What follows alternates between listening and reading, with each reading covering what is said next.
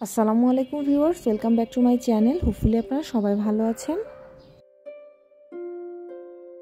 আজকে আমি আপনাদের সাথে শেয়ার করব মজাদার ডিম ভুনার একটি রেসিপি। মজাদার এই রেসিপিটি আপনারা চাইলে খিচুড়ি, সাদা ভাত, পোলাও যে কোনো কিছুর সাথে পরিবেশন করতে পারেন।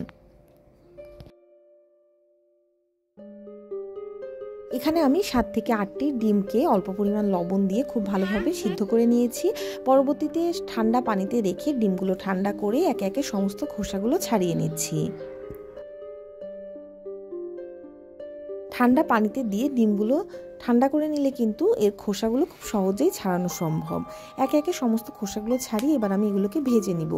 ডিমের গায়ে হালকা করে আমি একটি ছুরি দিয়ে দাগ কেটে নিয়েছি, এতে করে ডিমগুলো ছিটে আসবে না।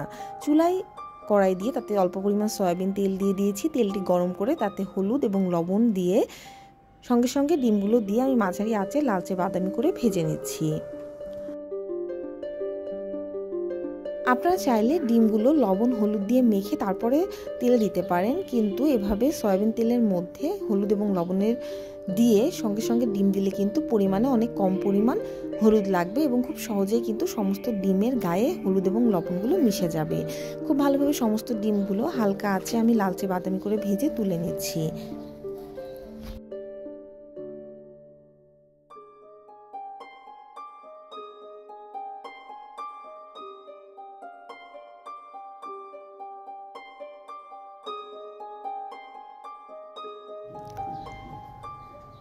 এভাবে ডিমগুলো তুলে নেওয়ার পরে ডিম ভাজার ওই তেলে আমি দিয়ে দিচ্ছি 5টি মাঝারি সাইজের পেঁয়াজ কুচি। পেঁয়াজ কুচিগুলো আমি এবার লালচে করে ভেজে নিব। এগুলো কিন্তু পুড়িয়ে ভাজা যাবে না, হালকা নরম হয়ে আসলে একে একে সমস্ত বাটা মশলাগুলো আমি এর মধ্যে দিয়ে দিব।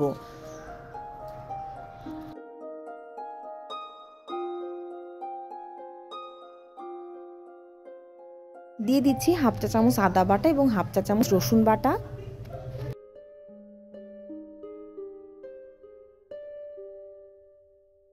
বাটা মশলাগুলোকে আমি তেলের ওপর পেঁয়াজের সাথে খুব ভালোভাবে ভেজে নিব।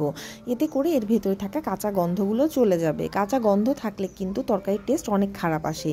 দিয়ে দিয়েছি হাফ চা চামচ জিরা বাটা এবং এলাচ দারচিনি 2টি করে দিয়ে সেগুলো পেস্ট করে আমি দিয়ে দিচ্ছি। সমস্ত বাটা মশলা কাঁচা গন্ধ একেবারে দূর হওয়া পর্যন্ত আমি মশলাটি তেলের ওপর ভেজে নেব। দিয়ে দিচ্ছি পরিমাণ মতো লবণ। এবার দিয়ে দিব 2 চা চামচ লাল মরিচের গুঁড়া।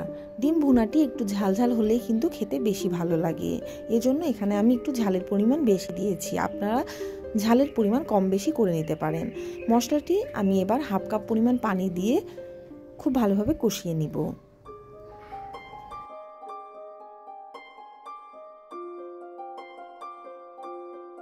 দিয়ে দিচ্ছি 1 চা চামচ হলুদের গুঁড়া।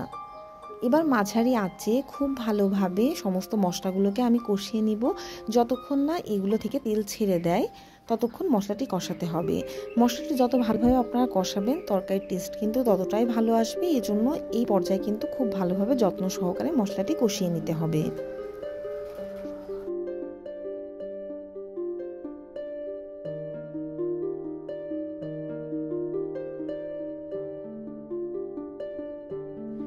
খুব ভালোভাবে মশলাটি কষে তেল ছেড়ে দিয়েছে। এই পর্যায়ে আমি এর মধ্যে দিয়ে দিচ্ছি হাফ কাপ পরিমাণ পানি। এই হাফ কাপ পরিমাণ পানি দিয়ে আমি চুলার উপর রেখে এটি জাল করে নেব। এই পর্যায়ে আমি এর মধ্যে দিয়ে দিচ্ছি 2টি টমেটো।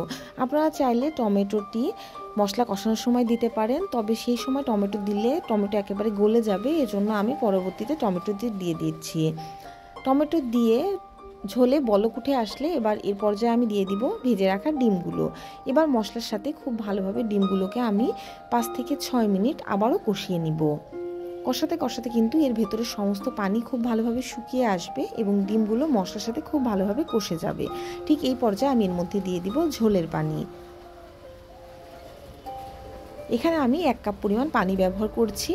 আমি যেহেতু তরকারিতে একটু ঝোল রাখবো এজন্য আমি পানি 1 কাপ দিয়েছি। আপনারা যারা মাখা মাখা ঝোল রাখতে চান তারা এই ক্ষেত্রে হাফ কাপ পরিমাণ পানি দিতে পারেন, বা তার থেকেও কম পানি দিয়ে আপনারা হালকা আঁচে জাল দিয়ে ডিমটি নামিয়ে নেবেন। আমি ঝোলের পানি দিয়ে এখানে 3-4টি কাঁচামরিচ দিয়ে নিচ্ছি। এই কাঁচামরিচটি কিন্তু তরকারিটিকে ঝাল করবে না, কিন্তু কাঁচামরিচের একটি আলাদা ফ্লেভার তরকারিতে যুক্ত হবে, এতে করে তরকারিটি খেতে ভালো লাগবে। এবার ঝোলের পানিতে বলক উঠে আসলে আমি তরকারিটি চুলা থেকে নামিয়ে নিব। আপনারা আপনাদের প্রয়োজন অনুযায়ী ঝোল রেখে তরকারিটি চুলা থেকে নামিয়ে নেবেন। আপনারা যারা এখনও আমার চ্যানেলটি সাবস্ক্রাইব করেননি অবশ্যই সাবস্ক্রাইব করবেন, ফ্রেন্ডস অ্যান্ড ফ্যামিলির সাথে শেয়ার করতে ভুলবেন না।